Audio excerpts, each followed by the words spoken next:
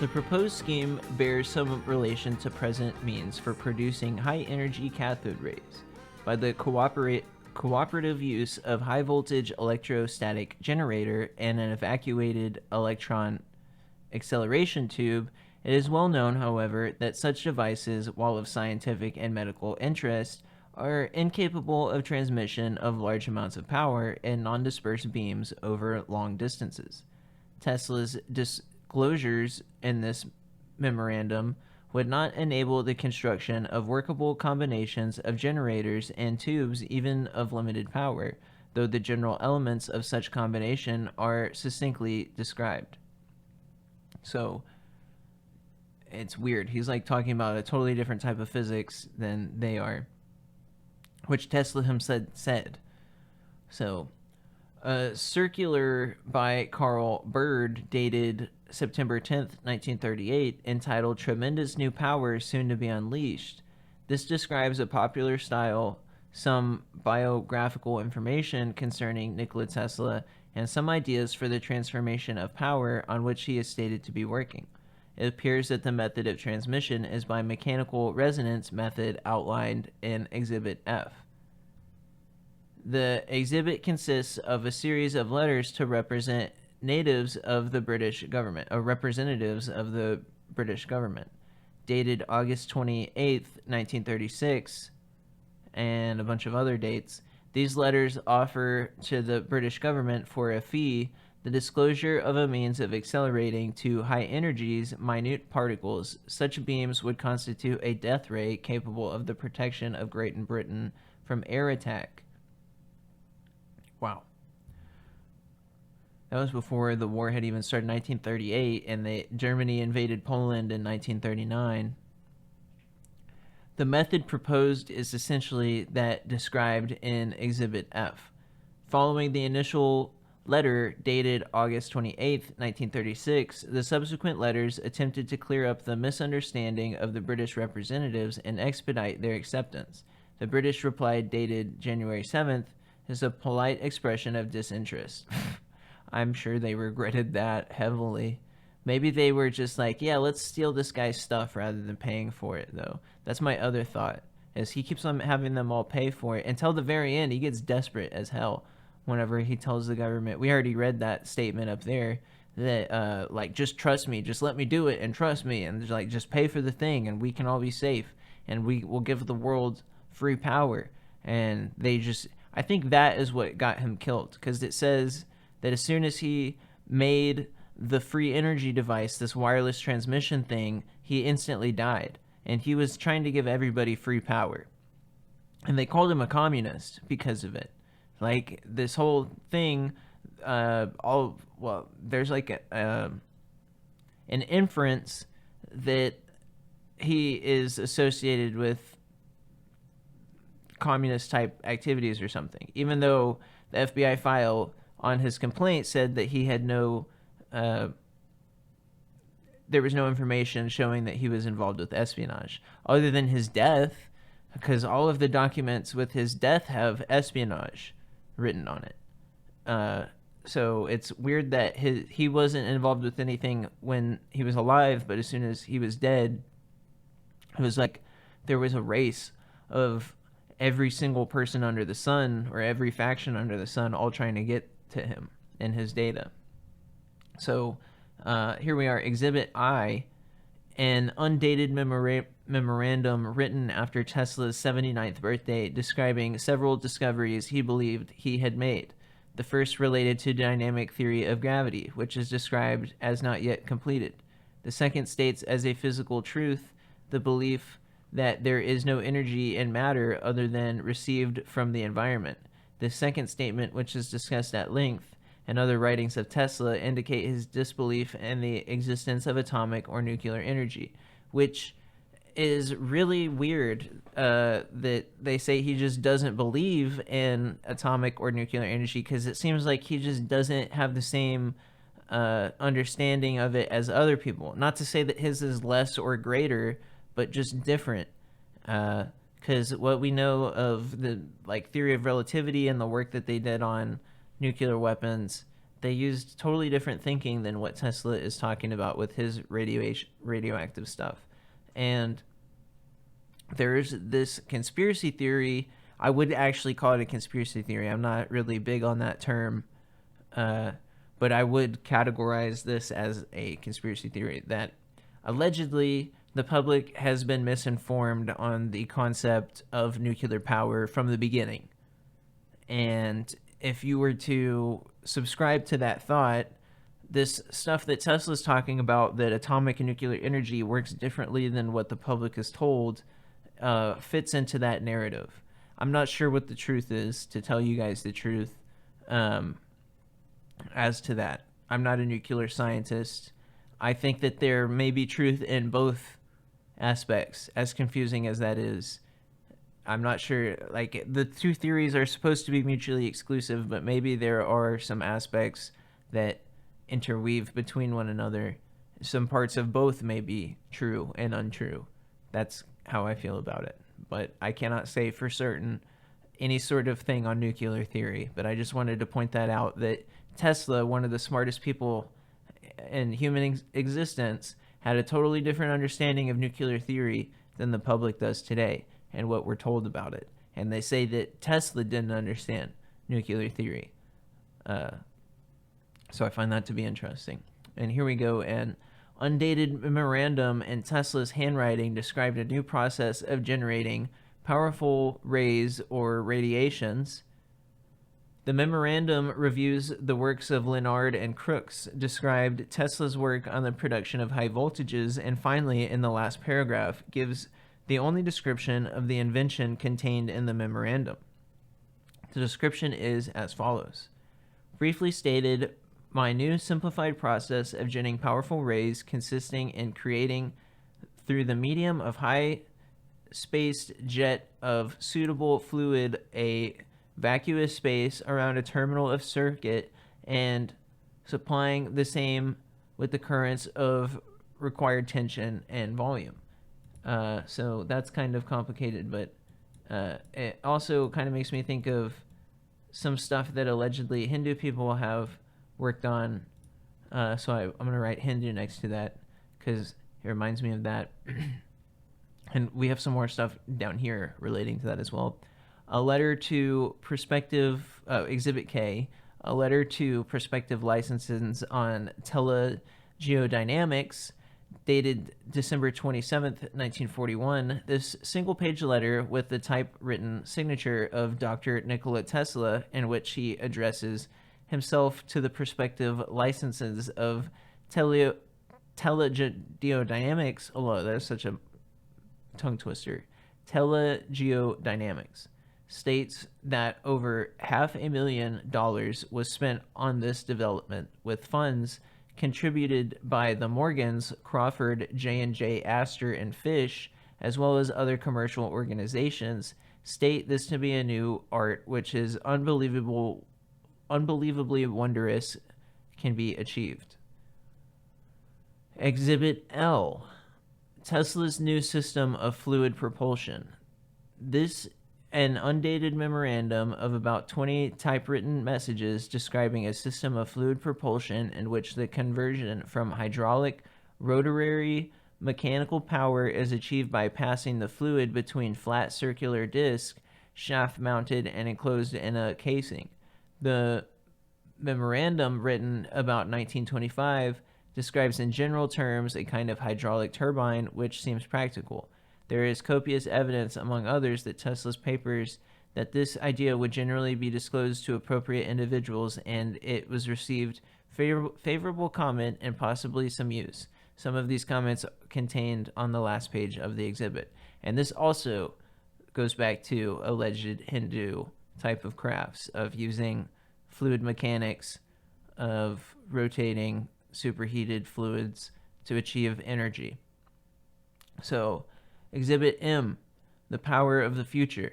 A memorandum apparently written by Tesla and probably in response to a request from some popular science group for an opinion as to the source of future power.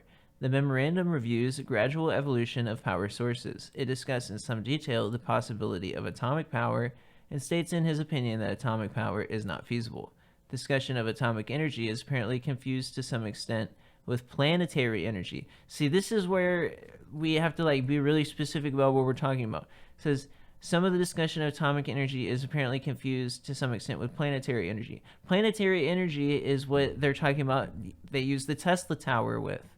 So that's pretty interesting. The article further discusses the subject of wind, tides, lightning, and water power as a source of commercial energy.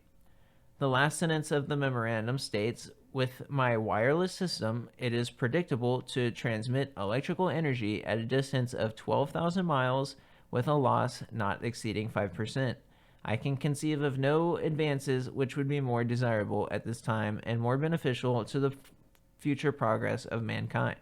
This memorandum constitutes an interesting generalized discussion of the various sources of power. It is qualitatively correct for the most part, except for the part which details with atomic power. Again, they're saying that he is incorrect on atomic power. But maybe they just don't understand what he's saying. He's using confusing words. But it says this wireless system, and I'm just going to go ahead and drop the bucket here, or drop whatever. I'll let the cat out of the bag.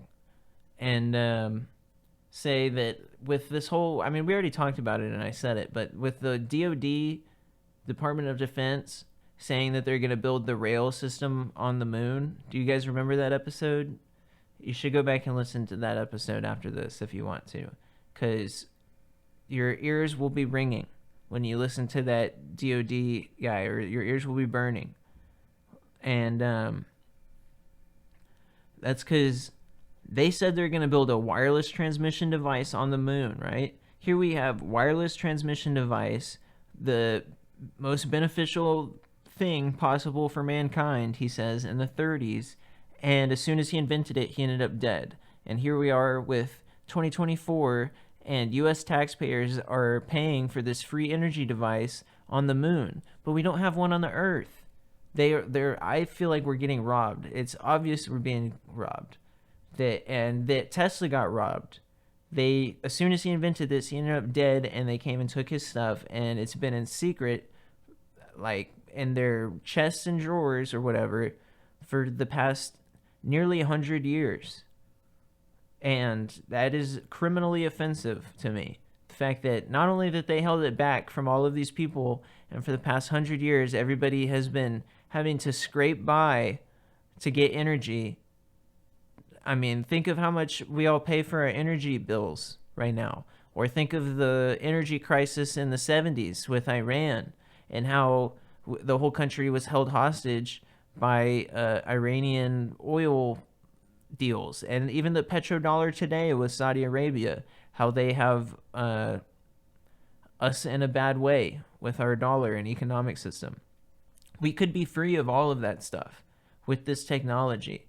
But the issue is the people in charge of today's society are making money off of this stuff. The manufactured scarcity, because that's what we're talking about, right? A scarcity of energy, that not enough energy. We could have abundant energy, but the people in charge of our society make so much money off of the scarcity of energy that they were willing to kill Tesla in the 40s, or at least ostracize him, because it said that he went downhill in the last years of his life. That's because nobody would do anything with him. Nobody would take any of his stuff, and it sent him into a depression. And he got really upset with the human race. And I feel like if anybody were to be watching World War II in particular and have like answers to fix the whole world and nobody would listen to you, that would drive anybody insane. That was the worst period of human history as far as destruction and suffering. And he had a like series of inventions that would give everybody abundance. But the government and multiple governments tried to hide it. And it's crazy that as well, all of these people from the Eastern Bloc came to try to get it, and we were just frantically trying to keep it away from them. So it's something to think about. And it's frustrating that just because Tesla had said that he wanted to give everybody on Earth abundance and free energy and make them have a good life, that they said that he was a communist because of that, and possibly killed him. So definitely ostracized him. But Exhibit N, and we're reaching towards the end here, but not at the end, but we're coming towards the end of these exhibits. The Transmission of Electric Energy Without Wires, an article by Nikola Tesla and Electric World, March 5th, 1904. A general, somewhat biographical article on Tesla's early work, with some speculation on the possibility of long-distance wireless transmission of large amounts of energy. Exhibit O or Q? I think it's Q. I'm pretty sure it's Q. World System of Wireless Transmission of Energy. An article by Nikola Tesla in Telephone Age, October 16th, 1927, page 457 and 460. An article which traces the early work on production and transmission of electromagnetic radiations, describes Tesla's effort to increase the amount of power which can be transmitted without wires, and concludes a proposed world system for wireless transmission of both power and communications. So what is the one on the moon doing? Power and communications? Bam. Exact same technology as this. No workable disclosure of a means for accomplishing this is included, and such generalities as suggest the approach which Tesla had in mind do not seem capable of accomplishing the desired result.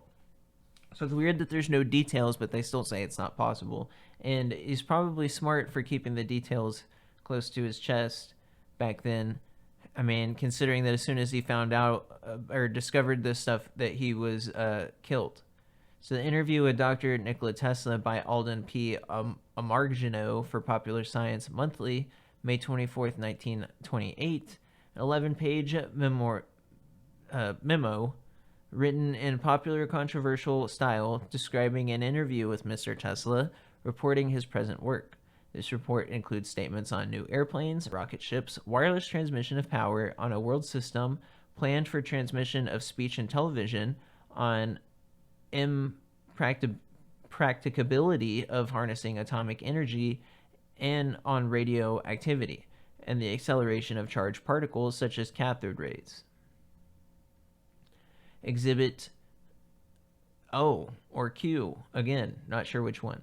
An agreement dated April 20th, 1935 between Nikola Tesla and the A. Mortorg Trading Company, in which Tesla agreed to supply plans, specifications, and complete information on a method and apparatus for producing high voltages for up to 50 million volts, for producing very small particles in a tube open to air, increasing the charge of the particles to full voltage of high potential terminal, and projecting these particles to a distance of hundreds of miles.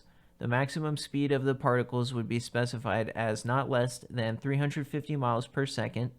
The receipt of $25,000 for a fee of this disclosure was acknowledged in this agreement, which was signed by Nikola Tesla and R. Bercharian of Amorgtride Corporation.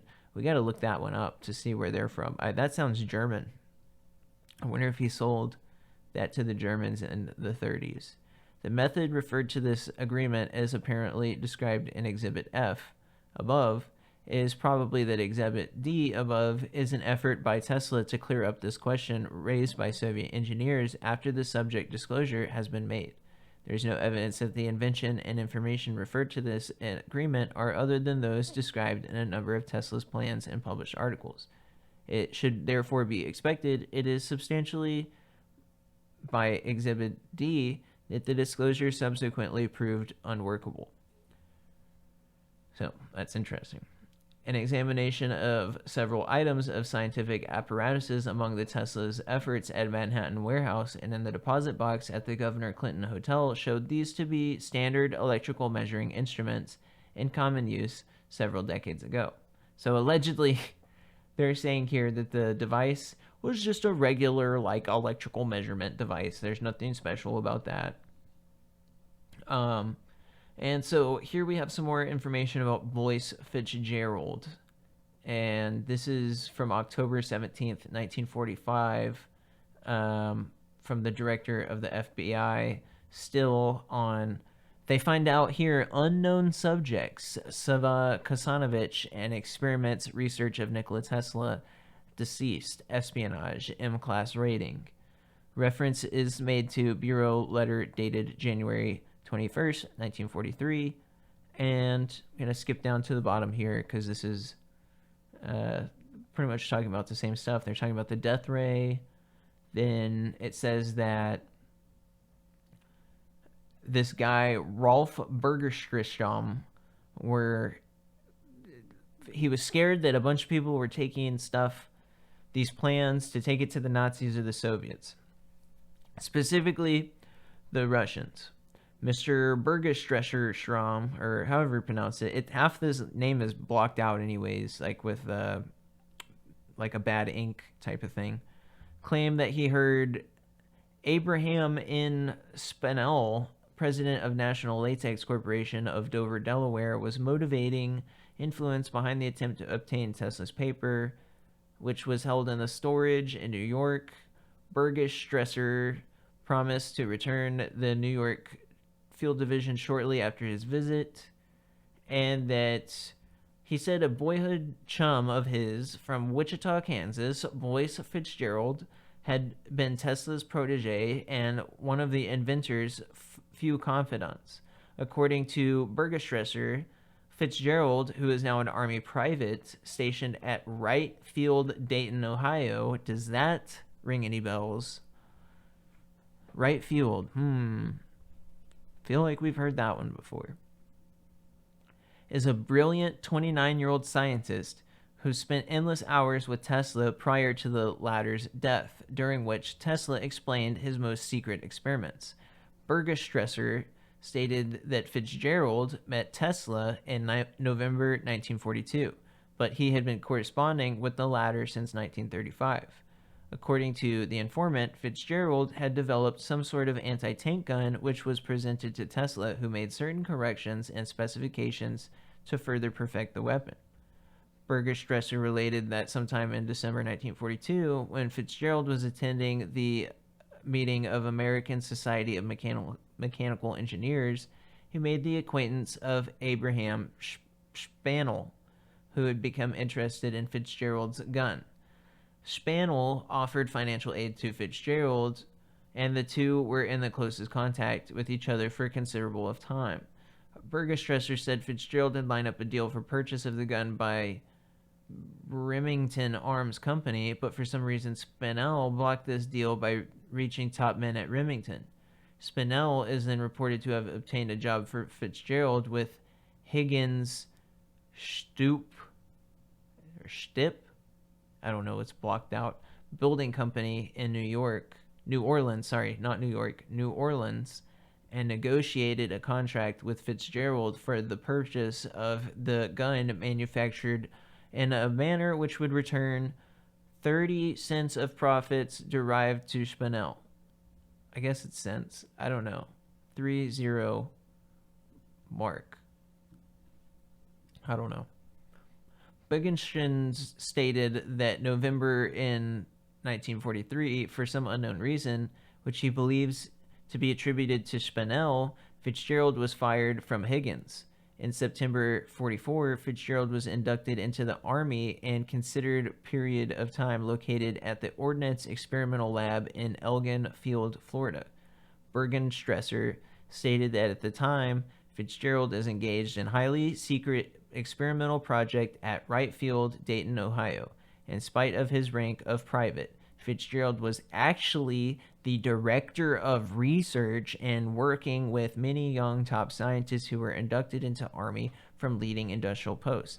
So remember, Fitzgerald was really concerned about the war effort and getting this technology to the right people in charge. And this is even a 44. So this is like well into when they know the war is over. Like the war is basically wrapping up any month or day or week. And then they have him coming over here and working with Dayton, Ohio, CIA, and all the top brass. And it says the Army here as well. And it says that according to Bergenstresser, Fitzgerald is presently working on the perfection of Tesla's death ray, in which Fitzgerald's opinion is the only possible defense against any offensive by any other nation of the atomic bomb. And we already know that the Nazis were heavily working on the atomic bomb. And I wonder what else they were working on that he was concerned about or could have been used in this time. In this connection is noted that New York Times, September 22nd, 1940, an article entitled Science in the News by William A. Lagrange? I don't know. Some of these names are... The typing is so messed up, I can't tell what letter is what. Science editor states that Tesla divulged to, I guess, Lawrence, it looks like Lawrence on this one, the fact that he had developed a death ray or teleforce which Tesla claimed would melt airplane motors at a distance of 250 miles. I've heard all that before. Operate from a power plant, range of 250 miles. And it says that Bergenstresser believes Spaniel to be definitely pro-Russian in attitude. It seems like this guy thinks everybody's pro-Russian. Custody of Tesla's effects held by Tesla's only heir, once of a Kasanovich, who is presently in Yugoslavia occupying some governmental post. So here it says that they thought he was in Yugoslavia. This is October 17th, 1945. So yeah, this is 2 years after his death. They're still talking about this and figuring out what the hell happened. And the fact that this is 1945, they're still talking about the death and who went into that room and who did what and like the exact names of it. I get the feeling that they didn't know, that they did not know exactly what happened. Why would they need to know? Why would they need to have all this investigation if they knew exactly what happened?